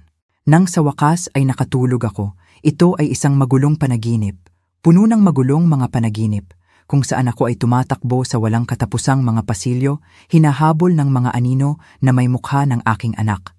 Nagising ako nang bigla sa tunog ng cellphone. Si Commissioner Salas iyon? Ginang Perez, paumanhin sa pagtawag ng maaga. Kailangan naming pumunta kayo sa himpilan sa lalong madaling panahon. May bagong impormasyon sa kaso. Ang seryosong tono ng kanyang boses ay nagpaalarma sa akin. May nangyari ba? Mas gusto kong ipaliwanag ng personal. Mas mabuti kung dumating kayo sa lalong madaling panahon. Ginising ko si Ricardo at sinabi ko sa kanya ang tungkol sa tawag. Sa loob ng 30 minuto, nasa himpilan kami at dinala ng direkta sa opisina ng komisyoner. Malungkot kaming sinalubong ni Salas. Mga G at Ginangkiro Perez, pinasasalamatan ko ang mabilis ninyong pagdating. Mayroon akong komplikadong balita o laban sa inyong anak. Naramdaman ko ang buhol sa aking lalamunan. Ano ang sinabi niya? Ayon sa kanya, ang orihinal na plano ay magnakaw lamang sa inyo. Maglihis ng pera mula sa mga account, makakuha ng autoridad para kontrolin ang mga ari-arian. Ang ideya ng pisikal na pag-alis sa inyo ay lumitaw lamang sa nakalipas na mga buwan nang napansin ni Alex na maaari ninyong matuklasan ang mga paglilihis. Mahigpit na hinawakan ni Ricardo ang aking kamay. Inaangkin din niya, patuloy ng komisyoner, na planong patayin din ni Alex si Sofia pagkatapos ninyong mamatay at makakuha siya ng access sa lahat ng pera. Ang pagbubunyag ay bumagsak na parang bomba. Planong patayin ng anak ko ang sarili niyang asawa, bulong ko. Ayon sa kanya, oo. Nakakita siya ng mga mensahe mula kay Alex sa ibang babae, nag-uusap kung paano hahatiin ang pera pagkatapos ng problema ni Sofia. Ipinikit ko ang aking mga mata. Sinusubukang intindihin ang bagong layer ng takot. Hindi sapat ang planuhin ang aming kamatayan. Handa si Alex na alisin ang sinumang hahadlang sa kanya at sa pera. Mayroon pa, sabi ni Salas, mas seryoso ang kanyang tono. Sinuri namin ang pulbos na inilagay niya sa alak. Ito ay pinaghalong potent sedative at isang substance na tinatawag na adelpha, lubhang nakakalason, nagdudulot ng cardiac arrest. At nakakita kami ng ebidensya na sinubukan na niya ito noon. Paano iyon? Tanong ni Ricardo. Ang mga sample ng inyong buhok, Ginang Perez, ay nagpakita ng bakas ng parehong substance. Marahil ay ibinigay sa maliliit na dosis upang gayahin ang natural na problema sa kalusugan. Iyan ang magpapaliwanag sa mga pagkalimot na inaangkin niya na mayroon kayo. Hindi iyon mga pagkalimot, iyon ay mga sintomas ng unti-unting paglason. Tila umikot ang silid sa paligid ko. Hinawakan ko ang gilid ng mesa upang makapanatili ako habang ang malupit na katotohanan ay bumagsak sa akin. Nagsimula na akong lasunin ng anak ko ng dahan-dahan, sistematiko. Gaano katagal? Tanong ko. Mahirap tukuyin, ngunit ayon sa mga sample, hindi bababa sa 3 buwan. 3 buwan. Binalikan ko sa isip ang maliliit na senyales na binaliwala ko.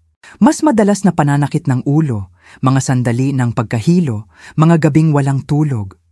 Itinuro ko ang lahat sa stress, sa edad.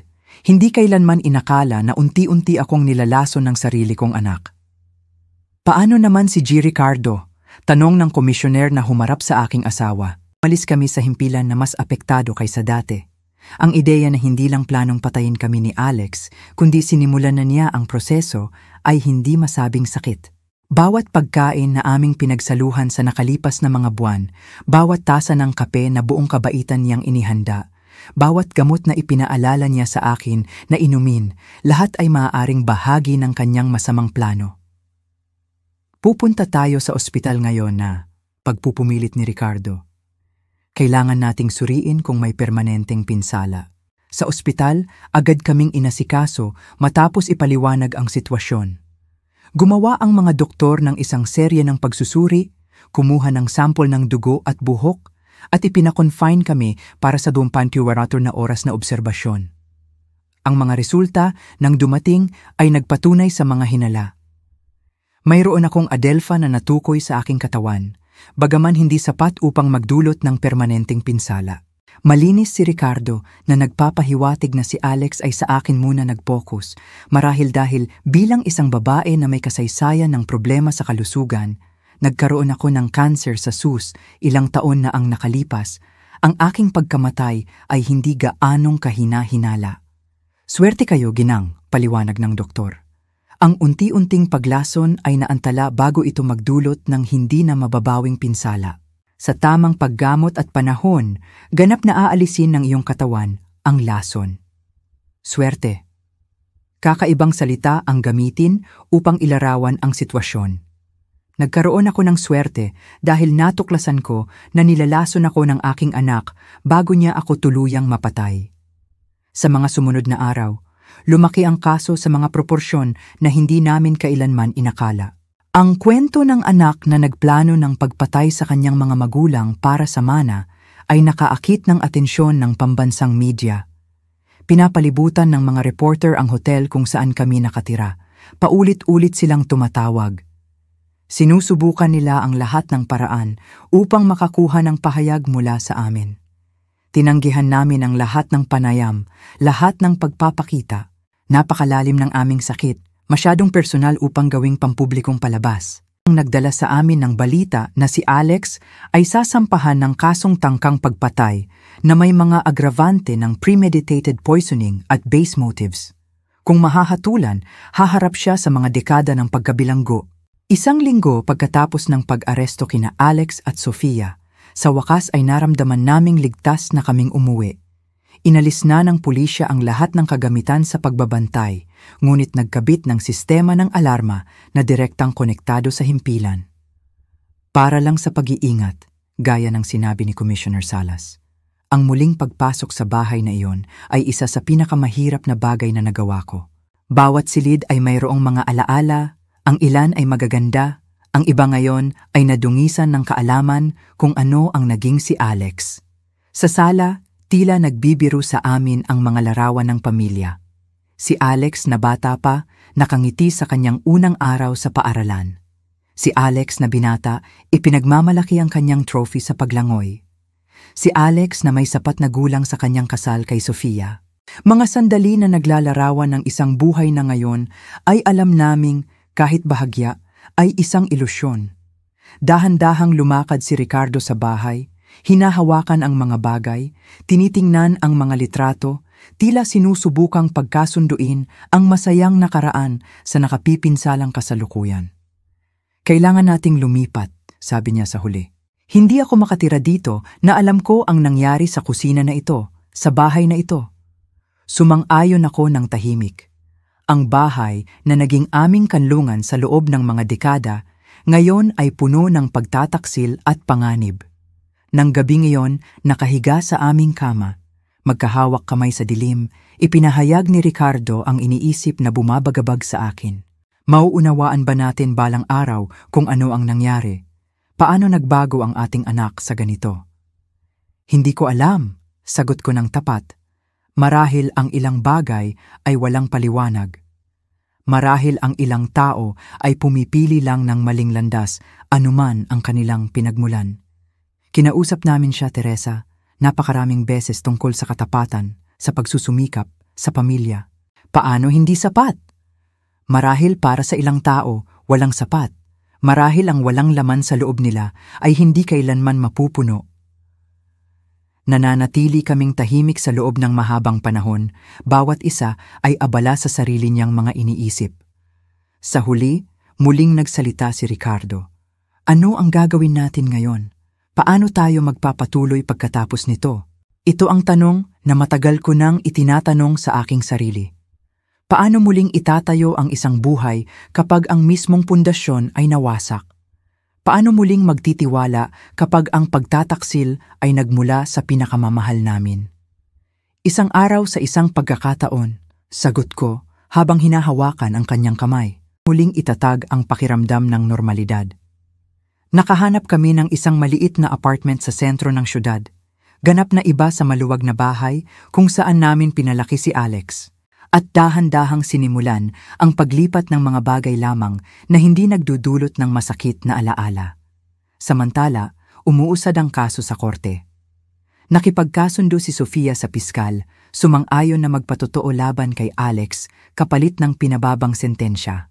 Si Alex naman, na natili sa pagtanggi sa mas seryosong akusasyon, sinasabing ang lahat ay isang pagkakamali lamang sa pamilya at minanipula ang mga ebidensya.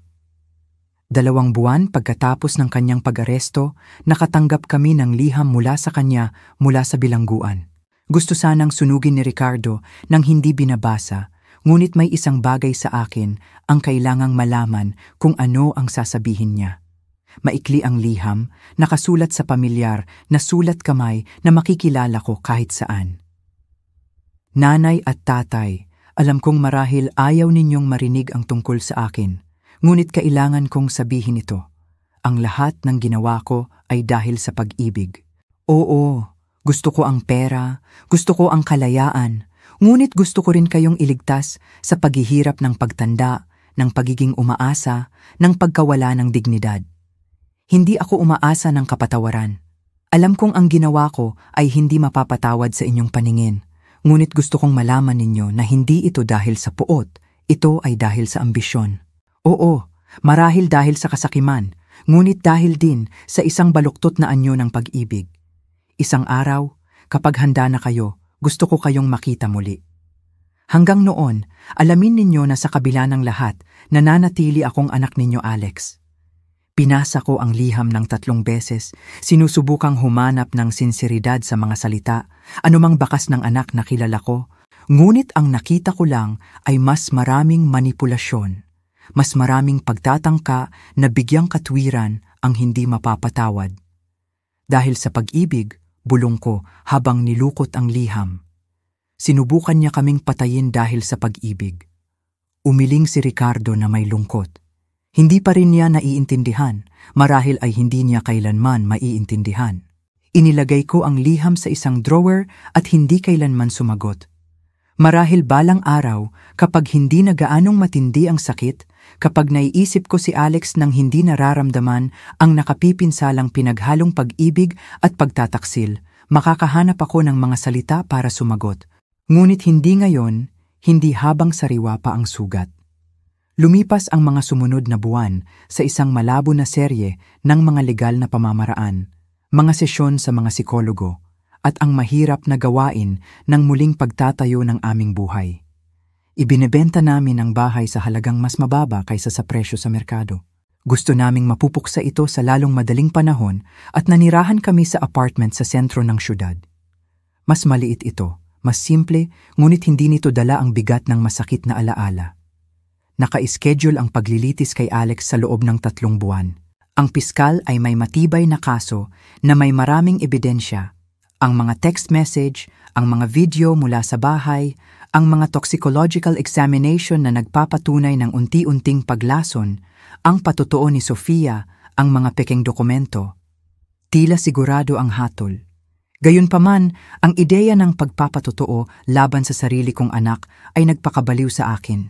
Paano ako uupo sa korte na iyon at sasabihin sa mundo kung paano niya sadyang pinlano ang aming kamatayan? Paano ko siya titingnan sa mata habang isiniselyo ang kanyang kapalaran? Pinag-usapan namin ito ng detalyado ni Ricardo sa aming therapist, si Dr. Marta, na sinimulan naming bisitahin linggo-linggo pagkatapos ng lahat ng trahedya. Hindi kayo responsable sa kanyang mga pagpili, paulit-ulit niyang ipinaaalala sa amin. Ang pagpapatotoo ay hindi isang pagtataksil, ito ay simpleng pagsasabi ng katotohanan. Ngunit siya ay aming anak, pagtatalo ni Ricardo. Sa kabila ng lahat, siya pa rin ang aming anak. Oo, siya ang inyong anak at isa rin siyang ganap na may sapat na gulang na gumawa ng mga kakilakilabot na desisyon. Ang dalawang katotohanan ay maaaring magkasama. Isang hapon, habang inaayos ko ang ilang kahon na hindi pa namin nabubuksan sa bagong apartment, nakakita ako ng isang lumang photo album. Umupo ako sa sahig at dahan-dahang sinimulan ang pagtingin dito.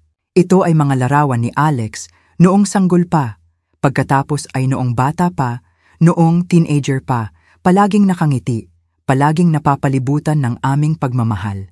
Sa isang partikular na larawan, siya ay halos 5 anyos at buong pagmamalaki niyang hawak ang isang drawing na ginawa niya, 3 stick figures na kumakatawan sa aming pamilya na may ngiting araw sa ibabaw. Para sa pinakamabait na nanay sa mundo, sabi ng drawing sa baluktot na sulat ng bata. Ang luha ay dumaloy ng hindi mapigilan. Nasaan na ang batang iyon ngayon? Kailan nagbago ang mapagmahal na nilalang na iyon sa isang taong kayang planuhin ang kamatayan ng sarili niyang mga magulang? Nakita ako ni Ricardo na umiiyak sa ibabaw ng bukas na album. Nang walang sinasabi, umupo siya sa tabi ko at niyakap ako. Nanatili kami doon, parehong umiiyak sa pagkawala ng anak na mahal namin. Hindi para sa kanyang pisikal na kamatayan, kundi para sa kamatayan ng kung ano ang akala namin ay siya. Nang sumunod na linggo, nakatanggap kami ng hindi inaasahang pagbisita. Si Estela, ang kaibigan ko mula sa aklatan na tumulong sa akin na idokumento ang mga ebidensya laban kay Alex, ay nagdala ng isang folder na may mga lumang clipping ng pahayagan. Teresa, Ricardo, nagsimula siyang nasasabik. Nakakita ako ng isang bagay na kailangan ninyong makita. Ang mga clipping ay mula sa isang maliit na pahayagan sa isang syudad sa timog ng bansa, na may petsa ng 5 taon na ang nakalipas. Sumisigaw ang mga headline. Matanda, misteryosong namatay, pamangkin ang nagmana ng yaman matapos ang pagkamatay ng tiyo. Pulisya, iniimbestigahan ang kahina-hinalang pagkamatay, ngunit isinara ang kaso dahil sa kawalan ng ebidensya. Ano ito? Tanong ko nang nalilito. Tingnan mo ang litrato. Tinuro ni Estela ang larawan ng isang binibini na ini-interview. Si Sofia iyon, mas bata ng ilang taon, ngunit malinaw na siya. Bago siya tinawag na Sofia Silva at lumipat sa Guadalajara, kilala siya bilang Carolina Santos sa maliit na bayan na ito. At ang lalaking misteryosong namatay ay ang kanyang tiyo na nagpalaki sa kanya pagkatapos ng pagkamatay ng kanyang mga magulang. Kinuha ni Ricardo ang mga clipping, mabilis na binabasa. Minana niya ang lahat. Naghinala ang pulisya ng paglason, ngunit hindi nakakuha ng tiyak na ebidensya. Eksakto, kinumpirma ni Estela. At alam mo kung anong kahina-hinalang substance? Adelpha. Sagot ko, nakaramdam ng kilabot sa aking likod. Tumango si Estela ng seryoso. Ang parehong laso na nakita sa iyong katawan, Teresa, ang parehong inilagay ni Alex sa alak. Malinaw at nakapipinsala ang implikasyon. Hindi lang kasabwat si Sofia ni Alex, marahil siya ang utak sa likod nito, ang taong nagdala ng ideya na nagturo ng pamamaraan na nagawa na ito dati. Bakit mo ito ipinapakita sa amin ngayon? Tanong ni Ricardo. Dahil halos tapos na ang kanyang kasunduan sa piskal, paliwanag ni Estela. Makukulong lang siya ng ilang taon kapalit ng kanyang patotoo laban kay Alex. Hindi iyon patas, hindi ba? Kung kailan marahil ay nakapatay na siya noon. Dinala namin ang natuklasan kay Dr. Lucia, ang aming abogada, na agad na nakipag-ugnayan sa piskal ng kaso. Muling binuksan ang mga investigasyon tungkol sa pagkamatay ng tiyo ni Sofia at sa posibleng iba pang katulad na kaso sa kanyang nakaraan. Sa loob ng ilang linggo, nakabitin ang kasunduan ni Sofia at humaharap siya sa karagdagang akusasyon. Nakakita ang pulisya sa kanyang apartment ng isang diary na nagdedetalye hindi lang ang plano na patayin kami, kundi pati na rin ang mga anotasyon tungkol sa pagkamatay ng tiyo at mga plano na alisin si Alex pagkatapos makakuha ng access sa aming pera. Ang lumabas na larawan ay mas malungkot kaysa sa aming inakala. Si Sofia ay isang mapagkalkulang sociopath na nalinlang si Alex. Minanipula siya upang planuhin ang aming kamatayan. Ginamit niya si Alex bilang kasangkapan na may intensyon na alisin siya sa lalong madaling panahon kapag nakuha na niya ang gusto niya. Si Alex, nang malaman ito sa isang paunang pagdinig, ay bumagsak. Ayon sa kanyang abogado, sa wakas ay napagtanto niya ang lawak ng manipulasyon na dinanas niya. Bagaman hindi ito nagpapawalang sala sa kanyang kasalanan sa aktibong pakikilahok sa plano. Sa sandaling iyon, gumawa kami ng isang mahirap na desisyon. Bibisitahin namin si Alex sa bilangguan, hindi para sa kapatawaran o pagkakabati. Masyado pang maaga para doon, kung posible man, kundi para harapin ang katotohanan upang subukang intindihin. Ang piitan ay isang malamig at nakapanlulumong lugar. Sinundan namin ang isang gwardiya sa mga kulay abong pasilyo patungo sa isang maliit na silid ng pagbisita, kung saan kami naghintay sa tahimik na tensyon. Nang bumukas ang pinto at pumasok si Alex, nakaposa at nakasuot ng orange na uniforme ng bilanggo, nanikip ang aking puso, pumayat siya.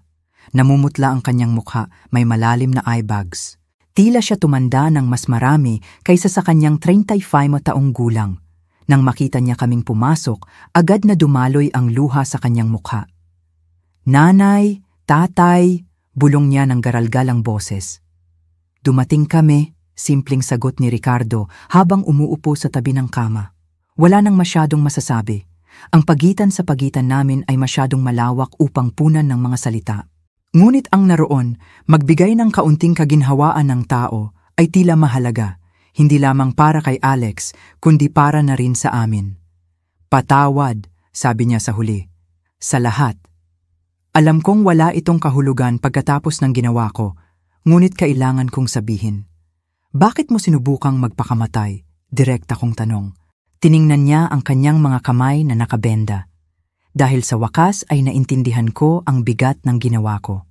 Hindi lang ang plano, ang mga kasinungalingan, ang manipulasyon, kundi kung gaano ko kayo sinaktan, kung gaano ko sinira. At naintindihan ko na hindi ko na ito kailanman maayos. Sa unang pagkakataon mula nang mangyari ang lahat, may nakita ako sa kanyang mga mata na tila totoo. Hindi manipulasyon, hindi pagkaawa sa sarili, kundi tunay na pag-unawa sa sakit na idinulot niya. "Tama ka," sabi ni Ricardo, malumanay ngunit matatag ang kanyang boses. "Ang ilang bagay ay hindi na maaayos, ngunit hindi ibig sabihin na dapat kang sumuko." "Bakit? Ano pa ang natitira sa akin?" "Buhay," simpleng sagot ko. "Hindi perpekto, mahirap sa loob ng mga dingding na ito sa loob ng maraming taon, ngunit buhay pa rin ang pagkakataon na marahil balang araw ay makagawa ng isang mabuting bagay dito." 30 minuto lamang kami nanatili. Hindi kami nangako na babalik ng regular o nag-alok ng madaling kapatawaran. Nagpaalam lang kami, iniiwan sa ere ang posibilidad kahit na mahina ng anumang uri ng relasyon sa hinaharap. Sa daan pabalik sa bahay, nanatili kaming tahimik ni Ricardo sa loob ng mahabang panahon, pinoproseso ang pagbisita, ang magkasalungat na damdamin na ibinunga nito. "Tama ba ang ginawa?" tanong niya sa huli. "Hindi ko alam kung mayroong tamang bagay sa mga sitwasyon na tulad nito," sagot ko. "Alam ko lang na hindi ko pinagsisisihan na pumunta." 4 na taon pagkatapos matuklasan ang sabwatan laban sa aming buhay, ipinagdiwang namin ni Ricardo ang 45 taon ng pagiging kasal. Nagpasya kaming huwag gumawa ng anumang bongga. Isang tahimik na hapunan lamang sa bahay kasama ang ilang kaibigan na nanatili sa aming tabi sa buong pagsubok. Sa hapunan, Habang pinagmamasdan ko si Ricardo na nagkukwento ng isang kwento na nagpatawa sa lahat, may isang mahalagang bagay akong napagtanto. Masaya kami muli, hindi sa parehong paraan noon. May mga pilat na hindi kailanman ganap na mawawala, ngunit sa isang mas malalim, mas malay na paraan. Hinarap namin ang pinakamasahol na maaaring ibigay ng buhay at nakaligtas.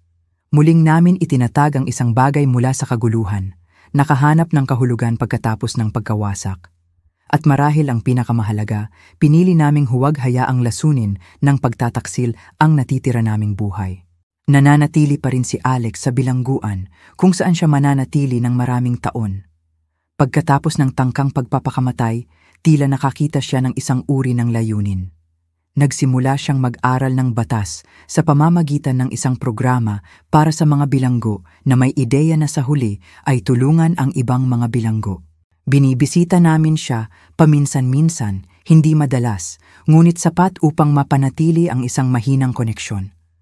Si Sofia ay nagtatapos ng kanyang sentensya sa isang maximum security penitentiary. Tinatanggihan ang anumang pakikipag-ugnayan sa amin. Ayon sa narinig namin, patuloy niyang itinanggi ang responsibilidad sa lahat ng kanyang krimen, palaging sinisisi ang iba.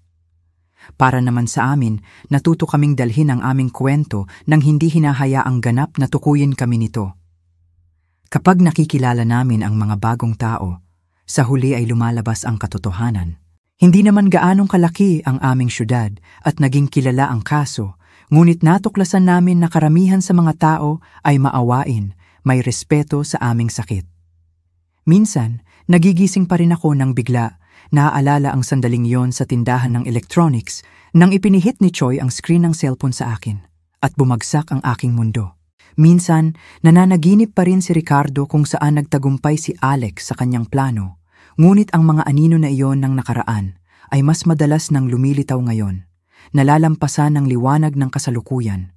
Ang maliliit na kagalakan ng pang-araw-araw na buhay, ang mga bagong kaibigan, ang mga muling natuklasang libangan, ang pag-ibig na nakaligtas sa hindi maiisip. Nang gabing iyon ng aming ika-45 anibersaryo, matapos umalis ang lahat ng bisita, kami ni Ricardo ay umupo sa balkonahe ng aming apartment na pinagmamasdan ang bituin na kalangitan. Sino ang magsasabi? Komento niya habang hawak ang aking kamay. Na pagkatapos ng lahat ay narito pa rin tayong magkasama, mga nakaligtas. Ngumiti ako, hinawakan ang kanyang kamay.